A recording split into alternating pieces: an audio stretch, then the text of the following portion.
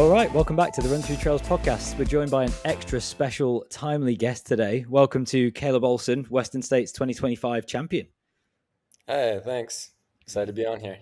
How does that sound? Is it weird It's hearing that? definitely a little weird. Yeah, it's got a nice ring to it, but I'm Sure. still kind of getting my head around the fact that it happened.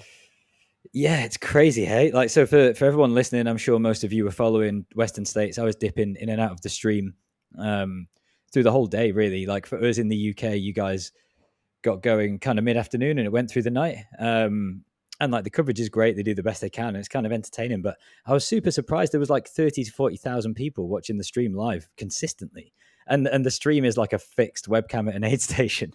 So obviously, like, yeah, massive event. And a lot of people really engaged with what was happening. Could you feel that in the lead up and post race? Yeah, I think so. I mean, there was a lot of media hype, like announcements of movies that were going to be made that didn't all happen, but like Yeah. a lot of podcast hype. I don't know. It definitely felt like there was this kind of storyline around this being the most competitive men's field at Western States ever. And even after some pretty notable drops, I think it still was one of, if not the most competitive field to line up. So yeah, it felt like there was a lot of energy going into it. Class. Yeah, I mean, of course, obviously Western States is huge anyway, but this year really it had a lot of hype. Um, I mean, just diving straight into it, like, what was it like? Have you raced Killian before? Or was that the first time? I think that was my first time. Yeah, no, that was definitely my first time. Any weird sort of like goat vibes being on the start line with someone like Killian? Because obviously you've beaten him. You're as good of an athlete. There's loads of other athletes there. We could run off 10, 15 people who are in as good a shape. Obviously, he made the podium, which is awesome and super impressive, but still Killian, right? Like, is that weird? Yeah, it was. I definitely still felt like a little starstruck. I think for the most part, I kind of feel like I belong in this cohort of like top men, especially like within the American group. I know a lot of them. I've raced them and trained with them a little bit. And so I feel more comfortable. Yeah. But I think because I had never actually met Killian in person and just knowing everything I know about him, like there's still some kind of shock and awe around like actually seeing him in person and being like behind him in this line of people going up the escarpment. Um, yeah, I felt like almost like nervous to say anything or pass him because it just felt wrong. Yeah, yeah. No, I mean, I get it. Like for me, I mean, I've been following you for a little while, and like I'm a huge fan of the sport, and I do a lot of running myself, and but I'm not like a mega fan by way of knowing every single runner's names and stats and race results and stuff. So there's definitely some of the American athletes in that lead pack who I hadn't necessarily heard loads about in the past, which is probably just me, more an oversight for me and being in a different part of the world. But yeah, obviously a super deep field of men and women with loads of huge names, even after Jim and Hayden dropped and whatever. But for me, I think the thing that kind of flagged you as someone who could step up and kind of win this level of race to me most recently was definitely Trans-Gran Canaria, and Mhm.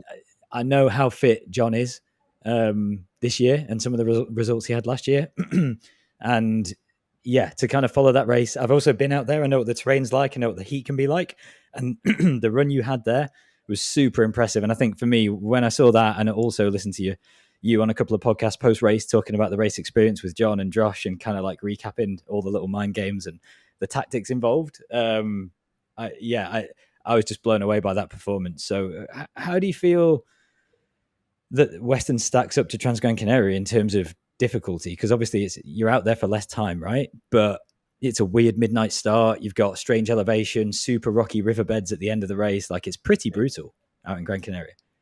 It is, yeah. They're both brutal in different ways. I think like Trans-Gran Canaria is brutal, but it has like this beautiful brutality sort of that like you can almost forget how hard what you're doing is because the views are so good and you can Okay. just enjoy like the course so much.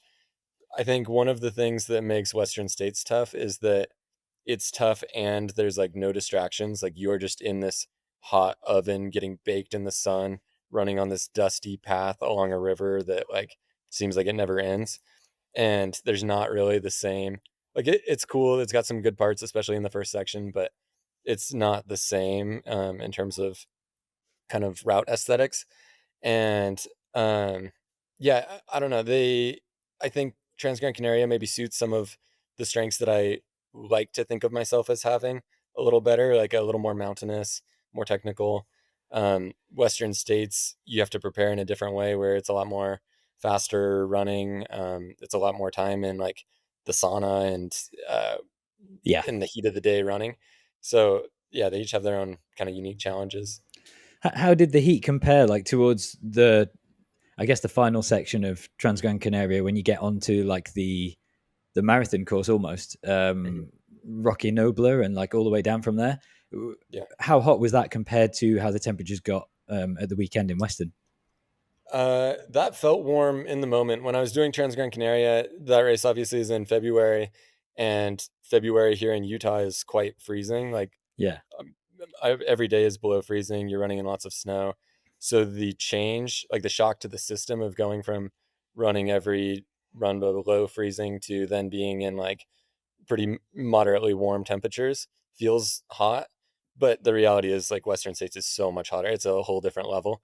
But you also have the time to prepare for it in more of like the summer heat here. So it's not maybe not quite as much of a shock to the system. You can prepare for it better, but it is Yeah. way hotter at Western.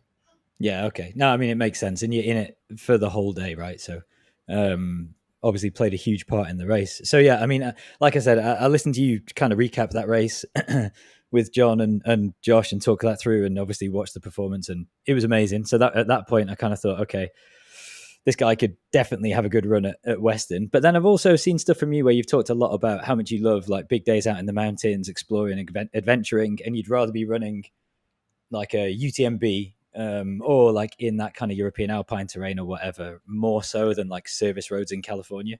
Um, Yeah. did you enjoy the race at the weekend from like a course perspective, or was it more the history, the tradition, the competition, and like what it means to be part of such a big event? Yeah, I think it's more what the race is than the actual course. Um, the like in America, there's no bigger, more important 100 miler. And in the world, I'd say like it's maybe only second to UTMB. But I think that like that ability to measure myself against the very top athletes in the sport and have it be fairly convenient. Like we drove out there from my house. It's only like a 8 or 9 hour drive. So to have that sort of in our area of the country and then be able to see that level of talent in such a um, kind of unique race that has these tough challenges that make it more than just a race of fitness, I think gave me like an opportunity to be able to use those other factors that weren't just being the fastest guy out there to actually set myself up and have a chance to compete against the top people in the sport. Yeah, sick. I mean, obviously it went well, and the training paid off, and it all built into an amazing race performance. But in terms of the training leading into Western States, obviously it would have been very different from what you might normally do if you were preparing for something with tons more elevation. Uh, Living where you do, I imagine a lot of your training probably still does involve a decent amount of elevation in the big build weeks for Western. How much elevation were you clocking in a week versus kind of like, do you train by time or distance? What do you normally go by? I train by time. I end up looking at distance too, but I like when my coach gives me a plan, it's all in time. Yeah. Um, so I'd say like during the bulk of the peak weeks, I was somewhere in like the 15 to 17 hours of like actual training time. Okay. Um, Is that running or is that including gym and cross training? that's just running, Yeah. Okay. not including like sauna or cross training or anything else.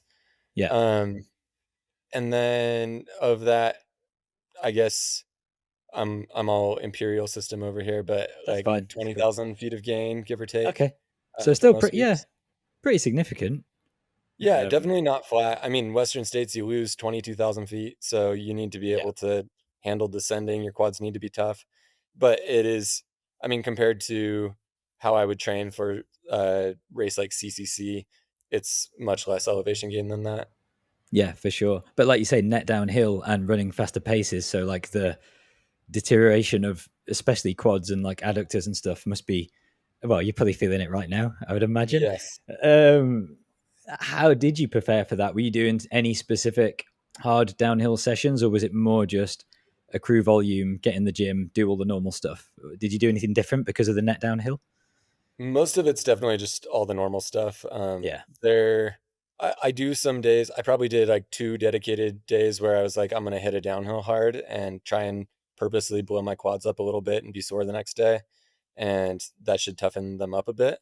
But I think those can also cause a lot of damage, and if you do those very often, you end up just setting yourself back.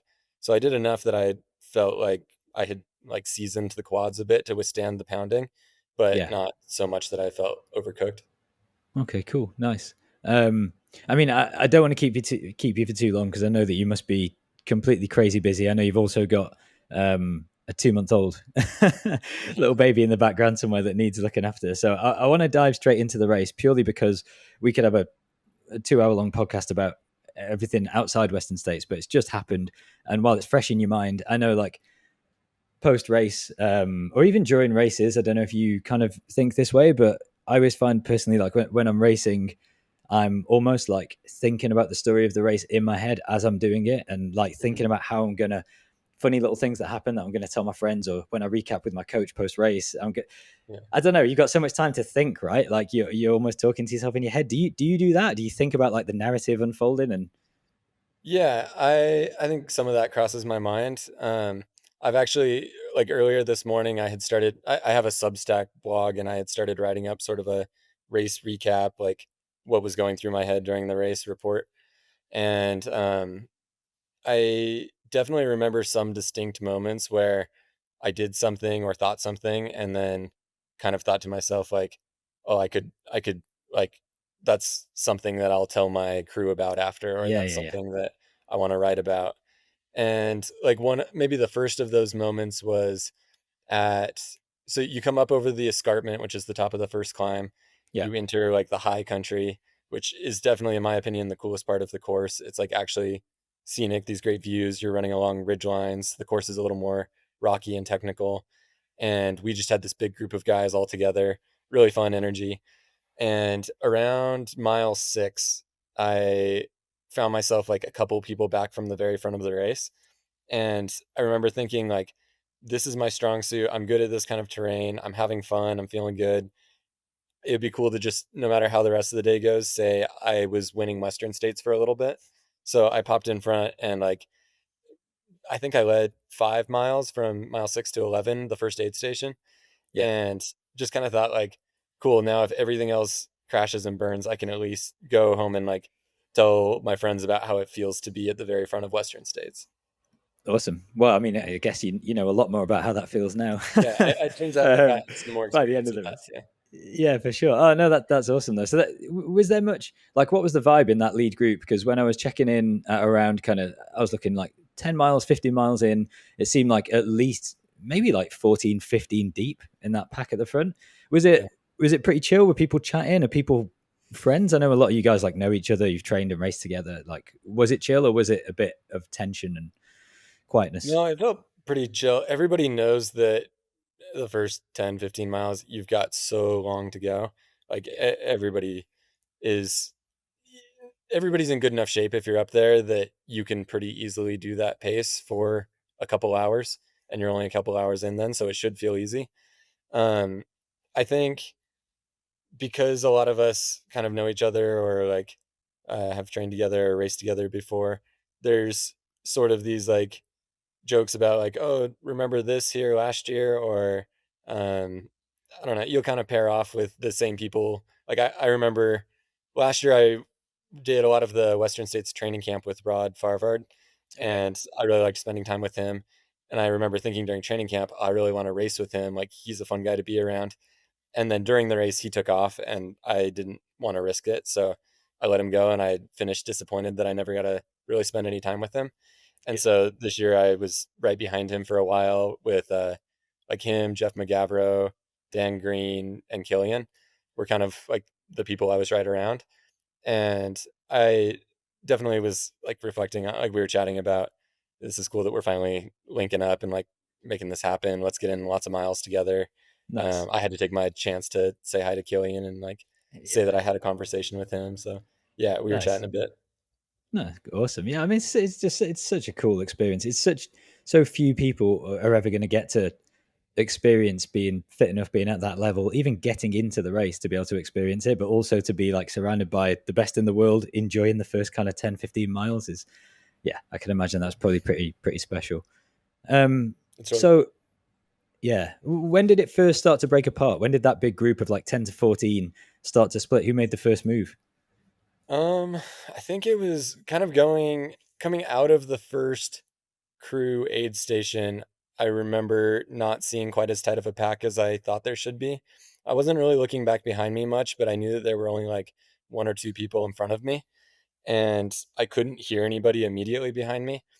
But we had come into that first one pretty the first crew spot is like mile 25. We come in pretty dense as like a tight group, so I figured everybody else had to still be pretty close.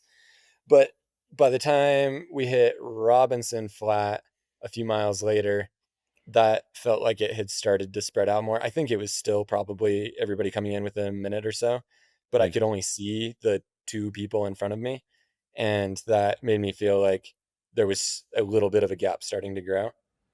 And at that point, did you feel like you were still perfectly on split, or were you like up or down on pace to be able to stay with the group you were with? Like, where was your head at from that point of view? Yeah, were you locked into pace, or were you like, I'm going to go with this group because this feels right? I had a pace and like an end goal for a finish time in mind on like an absolute best case scenario day, but I wasn't that set on hitting it. Like it was I thought sub 14 would be really cool. I didn't know if that was doable, but I thought if I aim for that, I'll probably have a decent day if I can hold it for most of the day.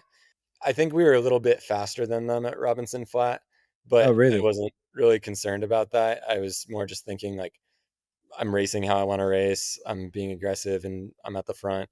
So I'm fine with being up on the splits. Yeah. Um, yeah. Yeah, see, that feels like it would be a bit scary when your like a goal is course record sub 14 hours. Like, you're going to have pretty much best day ever to do that, and that's probably going to win the race. And if it doesn't, then there's not much more you could do. But then to be up on that early, but still feeling confident and comfortable, like how much research into past race results and like how much did you look at like Jim's splits from when he set the course record, and how much do you go back and dive through your data from your like great finish last year? Like, were you expecting it to kind of go out a little bit quick and slow down? Yeah, strategy wise, how deep do you go into that? I think I was expecting it to go out quick and then slow down. I didn't do much looking at Jim's splits or anybody else's splits. I mostly looked at my own splits Yeah. and tried to see where I thought I could shave off time from last year.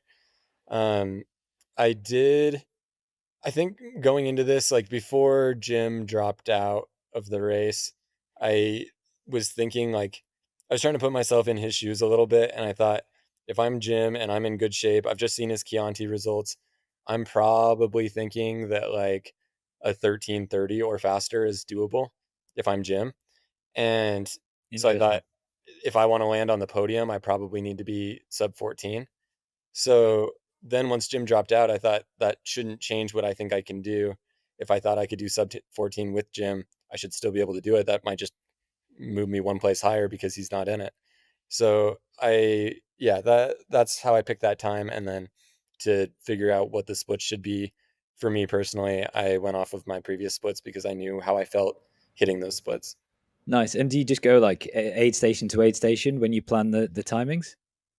Pretty much, yeah. Western States has like a good detailed archive of all your splits, so it's easy to see exactly what you did between each aid station. And if you felt good on a certain section, maybe you can't improve that much there. But then if there's a different section where you felt like you lost some time, you could subtract a couple minutes there.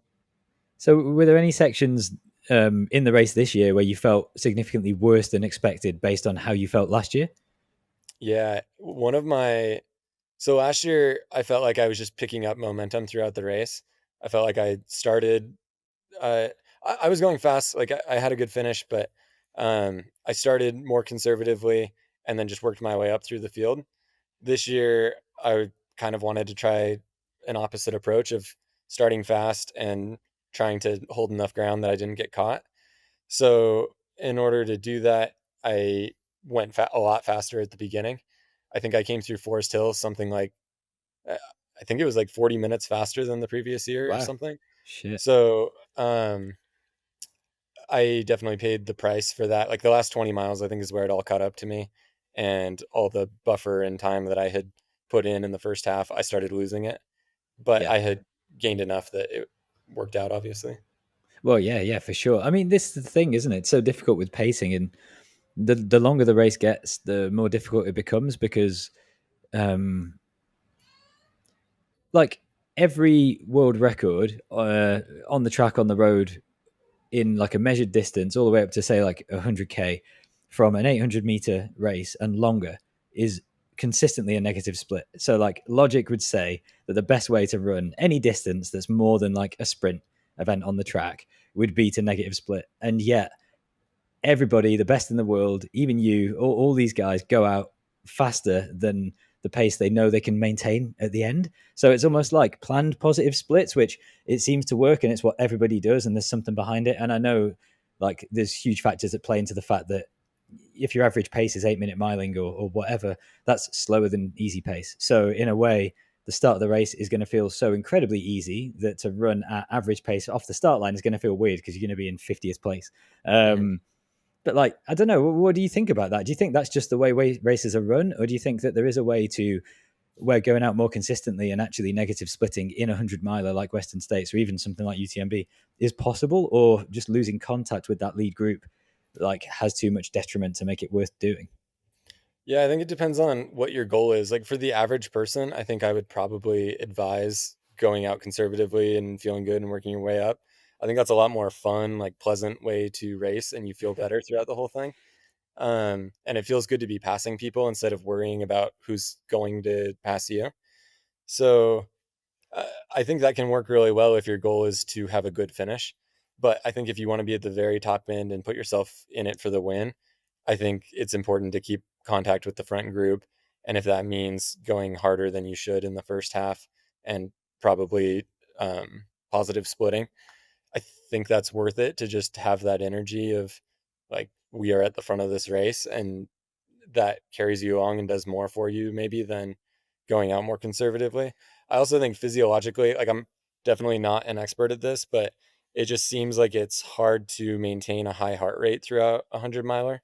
And like I saw a significant drop in my heart rate data. And I think that taking advantage of the cooler temperatures during a course while you're more hydrated, I think for a course like Western, where the heat and conditions really crank up at the end of the race, you kind of have to factor that in of like, no matter how slow I go in the first half, that's going to affect me severely in the second half.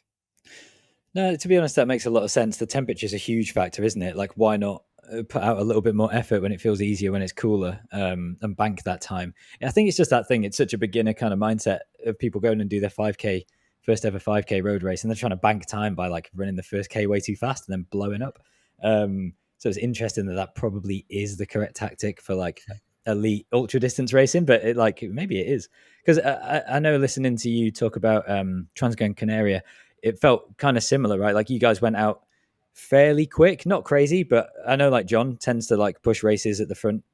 Well, he just did that at UTS recently. The pace those Yeah. guys ran at the start of that race was silly.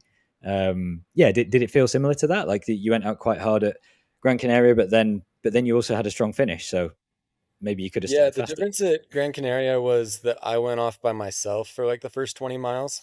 So Ah, that felt okay, very different. Like Trans-Gran Canaria, I actually felt like people were going out too conservatively and I was like, let's push this thing. Let's see if anybody wants to come with me. And I okay, went pretty hard like the first 18 to 20 miles and I never do that. And I just kind of wanted to see what it felt like and see if I could survive the rest of the race if I did something like that. And then everybody like Josh and John both caught me at about mile 20 and I ended up still being able to hang with them and then make a move on them later. So I knew that I could go out hard, objectively too hard, faster than I could sustain, and die a little bit, get caught, but then still come back and be able to win something.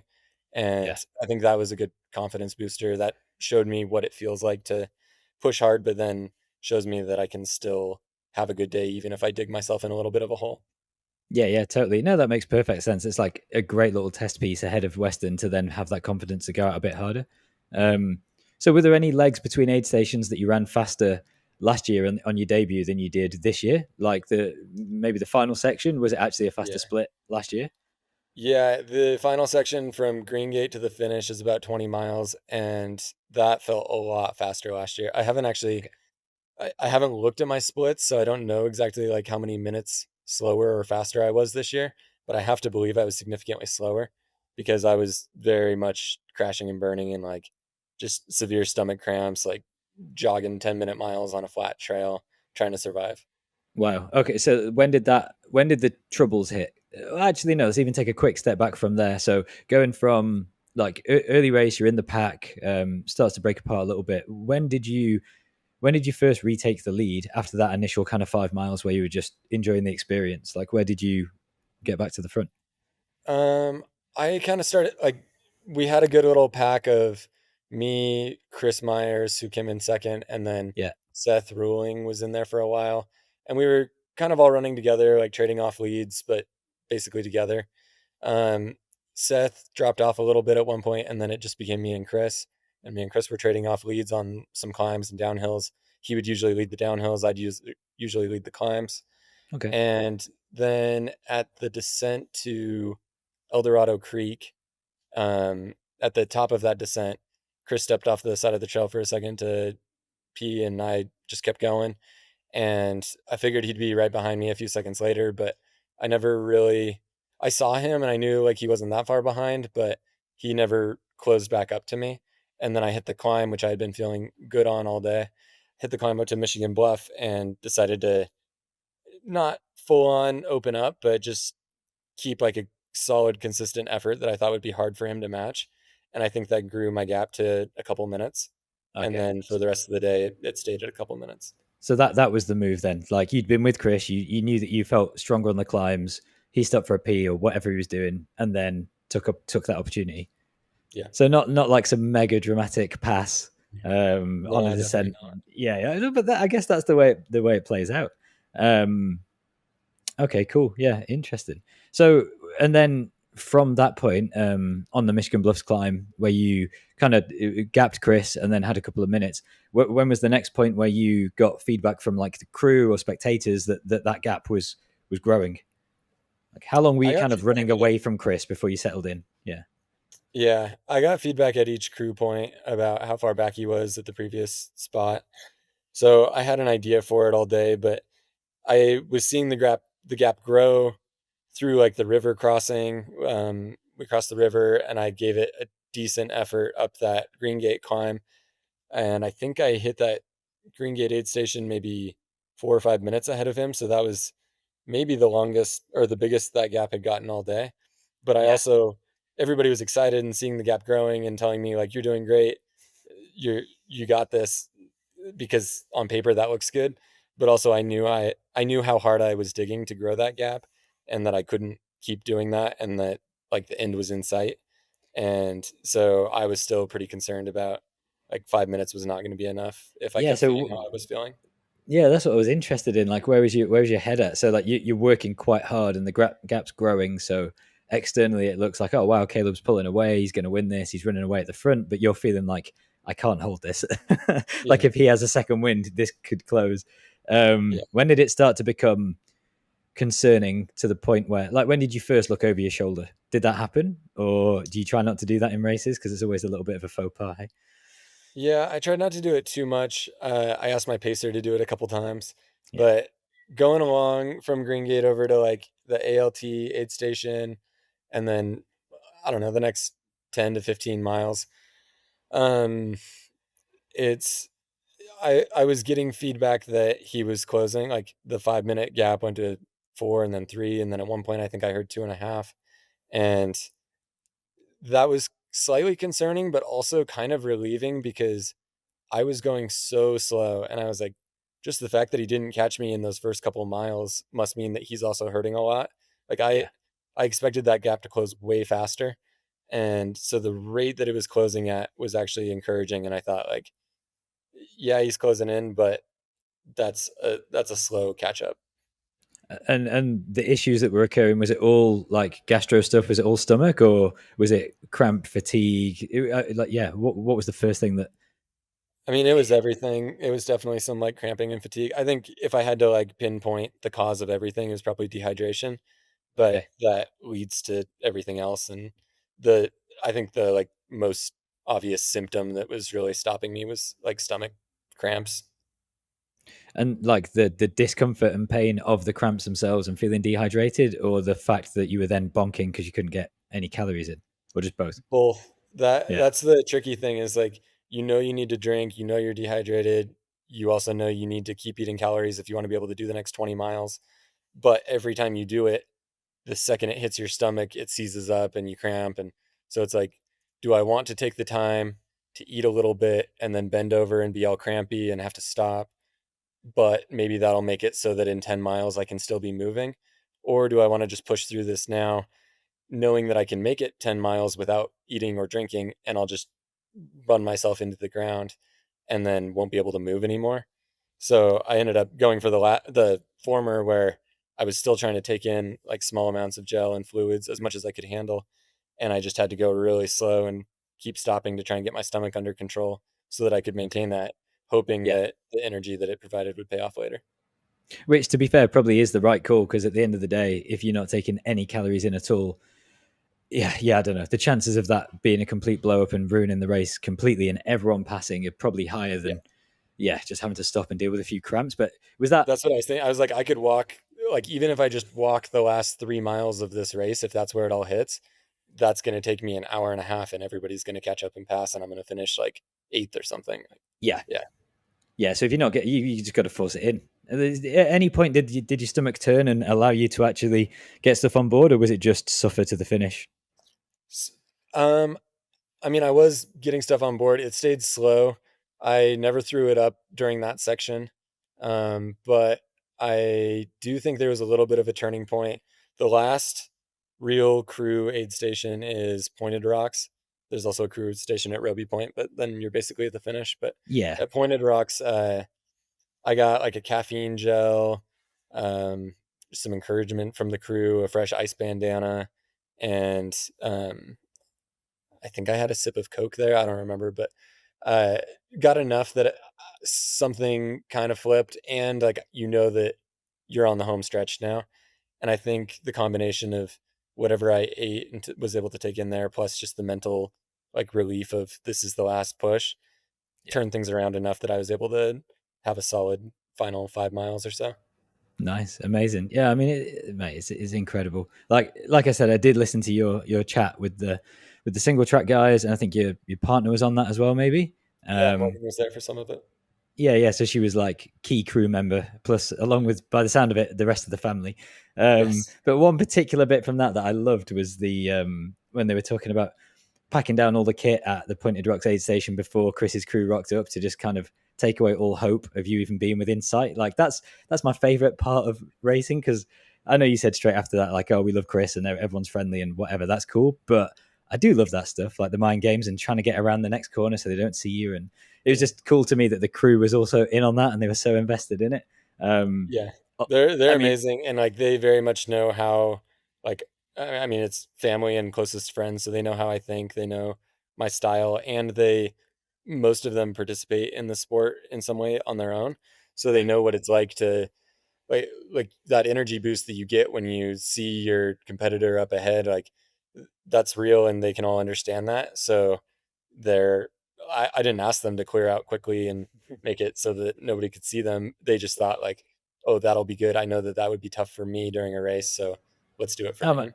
such a smart move. Like that stuff makes Yeah, a huge difference. Like you said, it's such a head game at that point. Like the fact that you were turning around and able to get some calories on board, and like the ends in sight and families there, and you win in Western States. Like I was in California recently because I was supposed to race the Canyons 50K, but I got ill on the travel over. But did some running around and did the jog up to Roby Point, and I could see, like, the footprints painted on the road, and I was yeah, kind of jogging down that road through the houses, just thinking like, oh my god, I cannot imagine being in the race right now, like fighting for the lead and running down this road, being so close to home. Like, do you get emotional at the end of races? Like, how did you feel at the top of Roby Point, pretty much knowing that you'd done it? Like, what was that like? yeah. I felt very excited. Like I was pretty confident. I was getting splits back from Chris at that point, and it sounded like I had it in the bag. Yeah. So I really did not want to have to do like a sprint kick finish against somebody in the last mile, and like everything was cramping up. I did not want to try and open up my stride. So, and I had my eye on the course record at that point, but like going up the climb to Roby Point, I saw my watch and I was like, it's if it's going to happen, it's going to be by seconds, and it's only going to happen if I absolutely drain myself like this next 3 miles. And I wanted to enjoy the moment and just take it in. And so when I hit that section, I was still moving decently, but it felt really good to just like look around at all the crew and people who could join me, because everybody can hop in and run with you at the end. Yeah. And to, yeah, just be able to like fully appreciate that, I think was a really special time. And like I had been looking forward to that the entire race, of just the second I get to Roby Point, everything's going to be okay. Yeah. So Yeah. I liked it a lot. Oh, that's cool. Yeah, I was literally stood there thinking, I bet this is the bit that people are visualizing for the entire second half of Western States when they're suffering. I just need to get to the top of that hill, and then I'm nearly there. Totally. Yeah, man, incredible! Like such an amazing performance, so cool. Um, like it's hard not to ask loads of cliched questions about, oh, is it settled in yet, and all that type of stuff. But I can imagine it probably hasn't. Like, you know that you won, and you know that you're the Western States champion, and like you said earlier, biggest race in the world, level with UTMB, behind UTMB, whatever. It doesn't really matter. Like, essentially equivalent. Um, it's enormous. Like, what does it mean for your future as an athlete? Obviously, you're already a Nike athlete. You're already a professional athlete. You've had some massive results. You've placed really well at Worlds. Blah blah blah. Like, this isn't a new thing for you, being good at running. But this has to be a real boost, right, for the career and for opportunities, and just, yeah. Have you even thought about that stuff, or are you still just recovering? It's a huge boost. Because I finished so depleted and like just immediately kind of got swept over to the medical tent and like couldn't function basically for like 24 hours. Like I look back at that single track interview, I'm just like paralyzed on the couch and my feet are swollen, and Yeah, yeah, everything's still a little rough. I think as the body and mind start feeling better, I'll be able to take it in a little more, but I do think I mean it has definitely hit me of like it has significant financial impacts on my career. It means that I can dedicate more time and effort towards training, and I feel more justified, and like it's such a huge sacrifice that my wife and family make to be able to let me go play in the mountains and just go run. And it often feels so selfish because it's so I mean it is selfish. It's just me going out on a run in cool places doing things that I love. And so it's hard to think of that as like I can actually help other people with this too. But then when you get a nice reward for winning a big race, then it's like, okay, this can actually help set us up for a good future. It kind of solidifies me for having lots of career opportunities. It's really totally. helpful.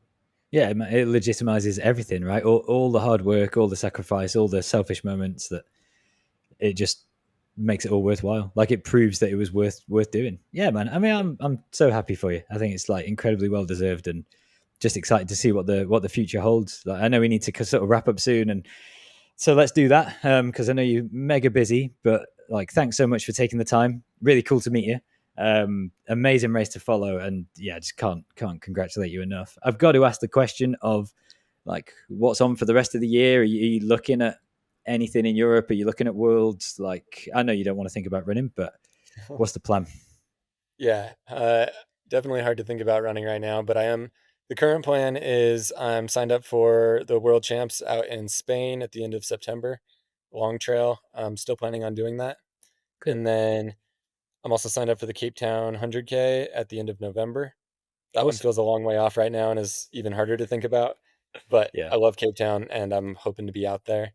I also think I'll spend a significant amount of time out in the Alps, like Chamonix area, leading up to Worlds. So I'll, yeah, Awesome. get some good travel time.